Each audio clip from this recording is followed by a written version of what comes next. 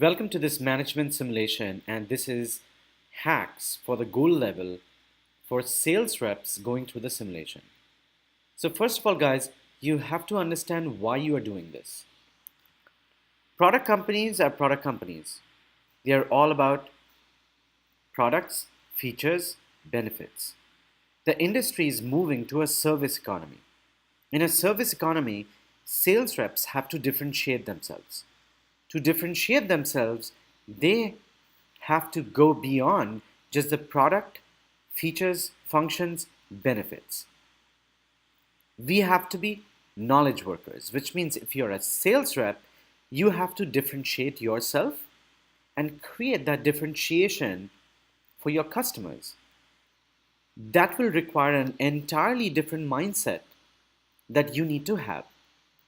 So let's quickly look at this, but always remember this is a game of knowledge, collaboration, and of course, problem solving. You need to learn the way business cases are made.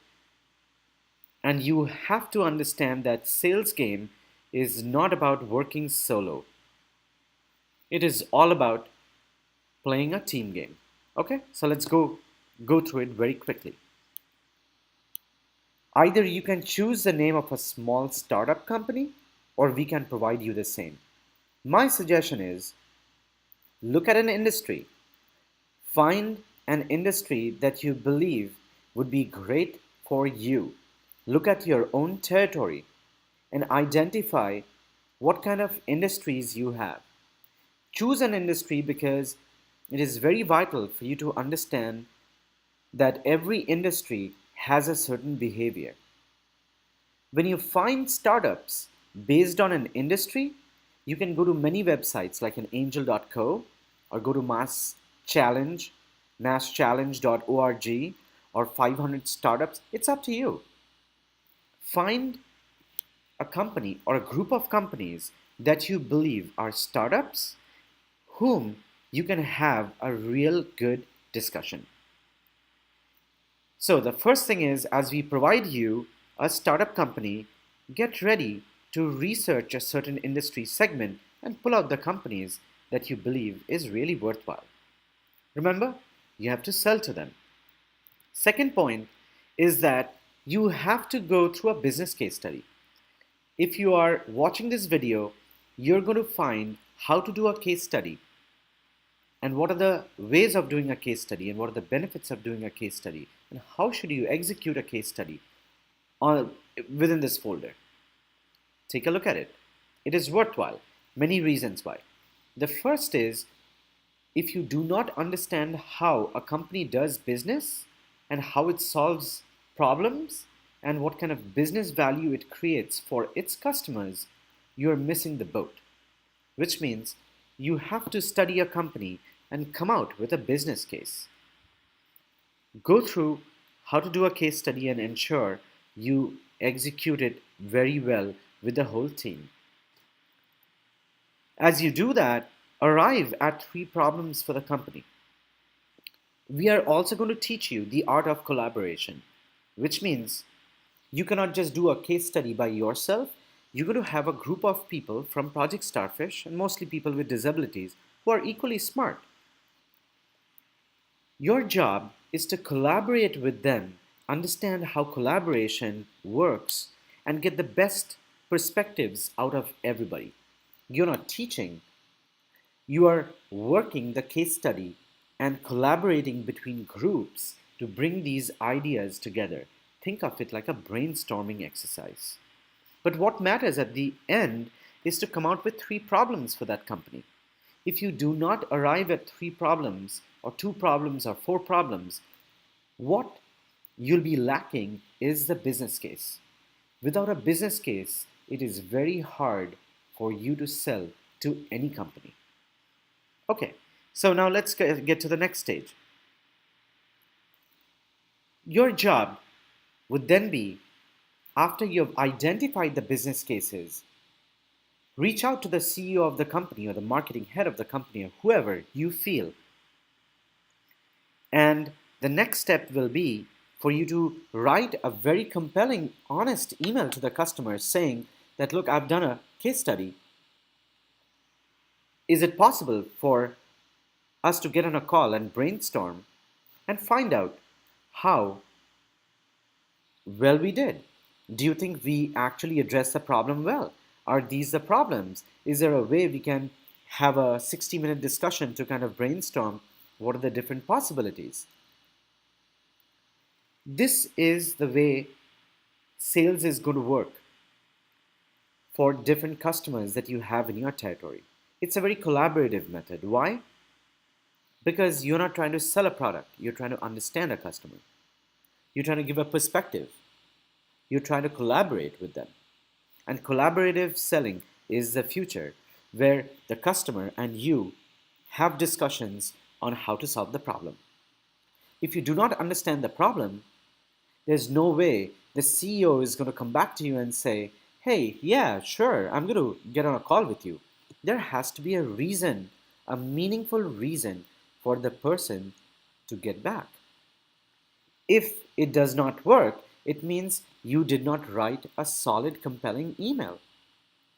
Or perhaps maybe the company doesn't, think the email was worthwhile or the value that you're providing is worthwhile, which means you can either move to a different company or, follow up with the company, which means, as you realize today, cold calling is kind of dead. But everybody watches their own emails and all that stuff. When you reach out to the customer, you have to be able to write very meaningful emails. Most people can't. But this is where you develop the habit. And if you can't develop it, it is going to be a big mistake on your part. So, which means, long story short, today's selling methods are, of course, very intellectual, problem solving, knowledge based, industry based, but it is also communication based. So, get used to it. When the customer joins, you have to remember that your job is to have a very frank business case kind of a discussion. Do not push the customer. Do not pull the customer too. Your job is to basically get the customer on the call or the CEO or whatever company head on the call and have a very meaningful discussion of a couple of things. One is tell the CEO of the company to basically talk about their journey of how they arrived at at the products or services or why are they being entrepreneurs. Entrepreneurs are passionate people. Leverage that passion and say, we are very interested to understand why you joined this company or why you started this company. Tell us some more. And once you do that, when the customer is speaking about their own journey, you are basically creating a relationship with them. That relationship is very important. You're getting somebody or giving somebody the pedestal or the mic to basically talk about themselves. That is very important. And this is where you develop the listening skills. And then you explain that you're going through a training, if required, be very honest and say, look, one of the important things about this training is that I have to solve a problem, or at least I have to understand your problem. It seems that these are the three problems, and let me tell you how we arrived at that. Do not just state the problems. If you're just stating the problems, anybody can state anything. Anybody can say the world is flat. But it's not about that. It's about explaining how you arrived at those 3 points. And that is very critical. Another piece that you never forget is to quantify the problem. If you're not quantifying the problem, then that problem cannot be measured. Quantification basically means that it can be money, it can be time, it can be agility, it can be competitiveness, it can be it can be a lawsuit, for example.